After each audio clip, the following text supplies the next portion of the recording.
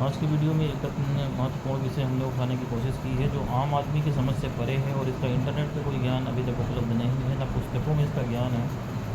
लेकिन हमारे पास जो केसेस आते में हैं या जो लोग परेशान दिखाई पड़ते हैं चारों ओर, उसमें ये बहुत बड़ा एक अंग है, एक कड़ी है ये, जिसकी वजह से इसको ज़रूरी समझा हमने बताना।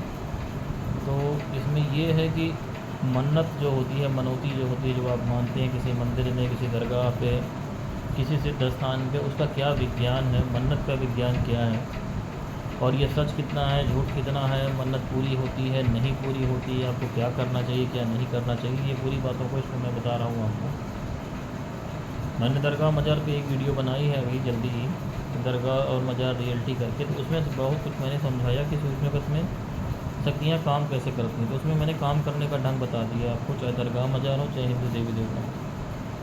अब आप इस बात को समझो कि लोगों की मनौती क्यों पूरी होती है, क्यों नहीं होती है।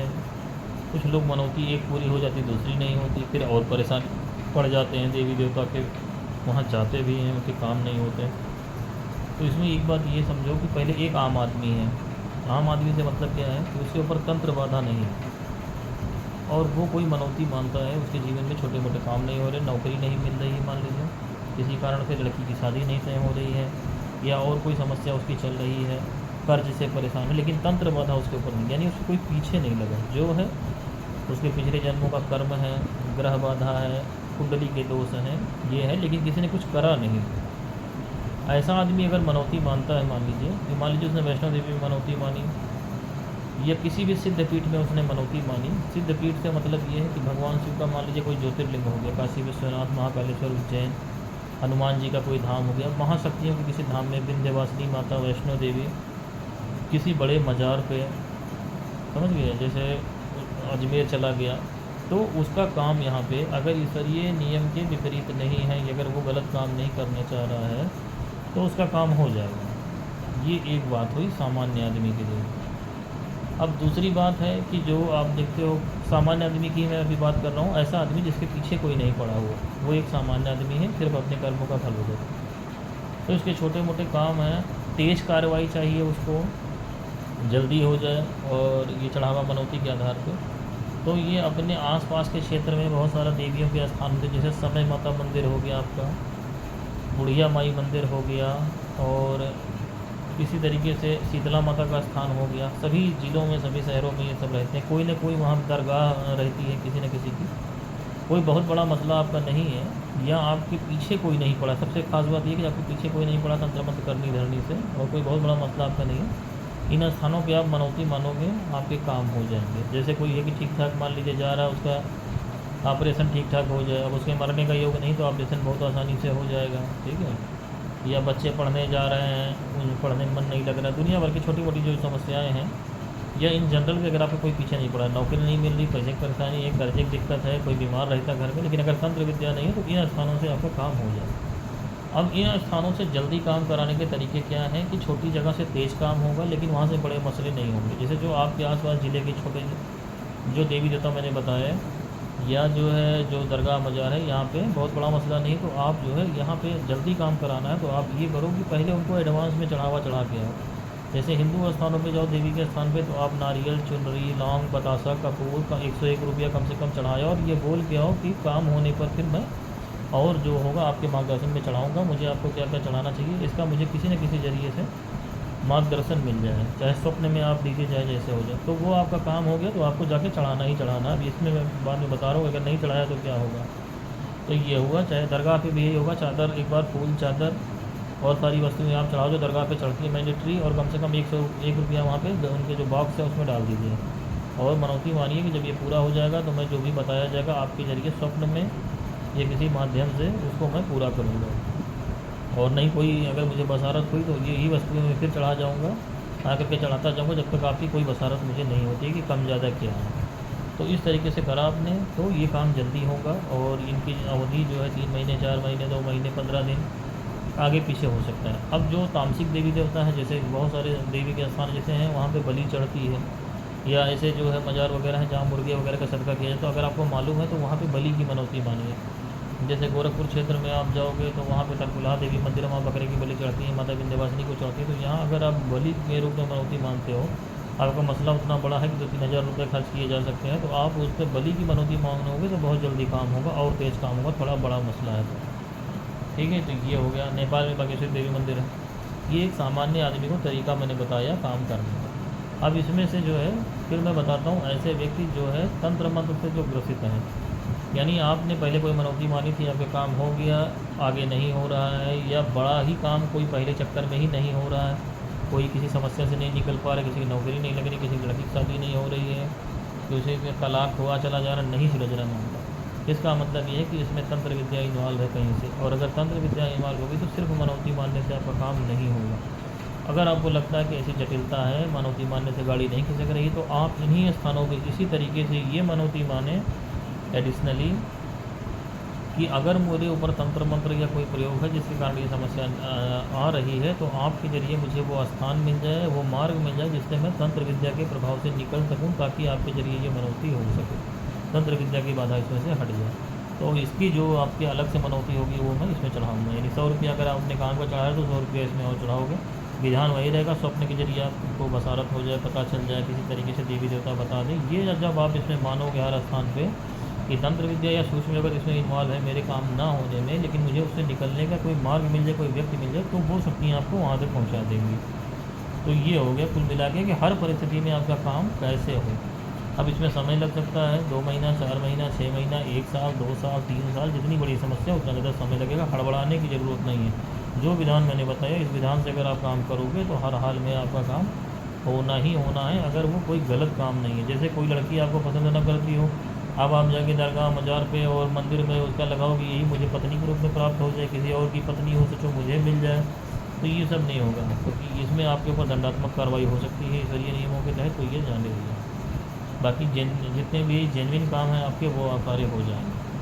अच्छा, ये हो गया इसको पूरा कराने का। अब दूसरी बात इसमें आती है कि अगर आपका काम हो गया और आपने इसको पूरा नहीं किया, ये सबसे टेढ़ा मसला है कि हम लोग जब इलाज करते हैं तो बहुत बड़ी तादाद में लोग आते हैं, अभी भी आ रहे हैं। जब हम उनकी तंत्र विद्या कार्ड भी ख़त्म करते हैं तब भी उनकी समस्या मैंने कई बार देखी कि दूर नहीं हो रही हैं। और जब हम अपनी कोई शक्ति चलाते हैं तो उनके तरफ से जो जिस स्थान की वो मनौती बाकी होते हैं, फिर वो शक्तियाँ आकर के सामने खड़ी होती हैं कि आप अपनी कोई शक्ति ना चलाएँ, क्योंकि इसका काम अगर नहीं हो रहा तो पीछे हम लोग खड़े हैं।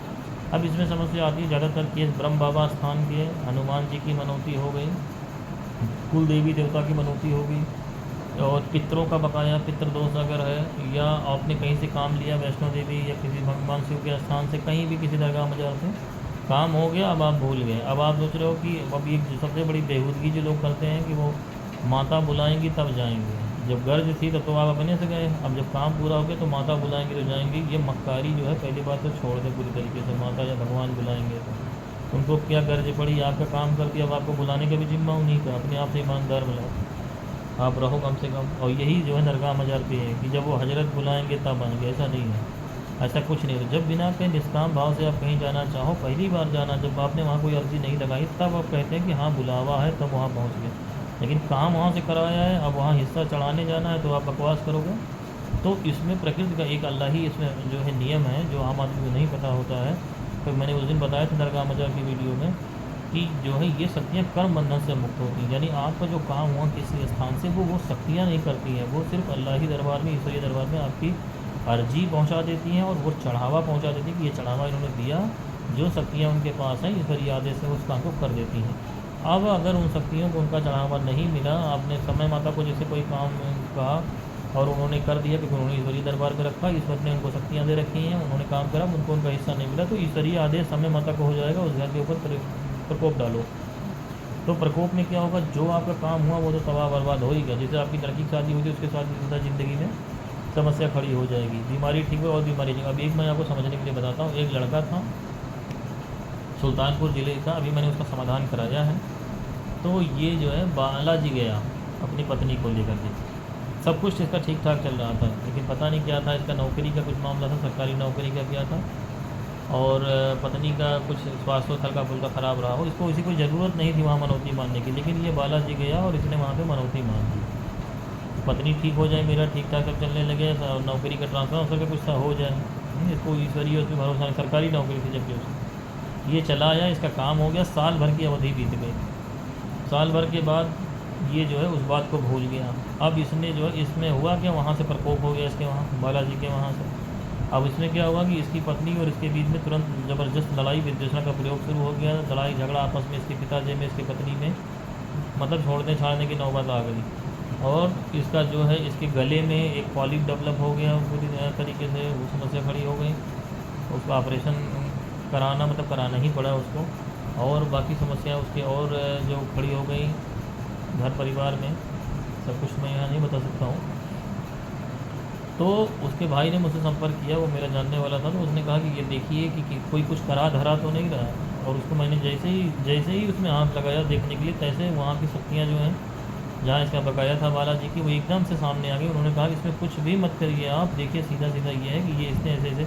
तब मैंने उससे पूछा तो उसने कहा कि हाँ जो है, हमने कहा कोई मनौती तुम्हारा बाकी था? तो कह रहा कि जो है हाँ 1 साल पहले ये लोग बालाजी गए थे और वहाँ बहुत कैजुअल वे में, जैसे वहाँ गए और मनोरंजन के लिए मनौती मारा। तो उसको मैंने एक लिस्ट दी, उसको मुश्किल से 1000 रुपये का सामान था, जो मेरे बहुत रिक्वेस्ट करने पे वहाँ की शक्तियाँ जो बालाजी के, उन्होंने ये अलाउ किया कि आप ठीक है, ये बालाजी तो नहीं है। मैंने कहा ये तुरंत जाने की हालत में नहीं है कि इसका ऑपरेशन होना इस दशा में आ गया। तो उन्होंने ये अलाउ किया ईश्वरीय आदेश पर, वो भी अल्लाह ही हुक्म, ईश्वरीय आदेश में उन्होंने अलाउ किया कि इसको आप हनुमान जी के मंदिर में चढ़वा दीजिए अर्जेंट इसी मंगलवार को। और लगभग 1000 रुपये 1100 रुपये का सामान था। लेकिन उसके चक्कर में उसके जो है 27-28 हज़ार तो उधर जो मतलब जाएंगे ऑपरेशन का तो अलग छोड़ दीजिए, बाकी घर में जो फला और बवाल हो क्या हो, कितना नुकसान हुआ मुझे उसका आइडिया नहीं ना, उन्होंने मुझे बताया।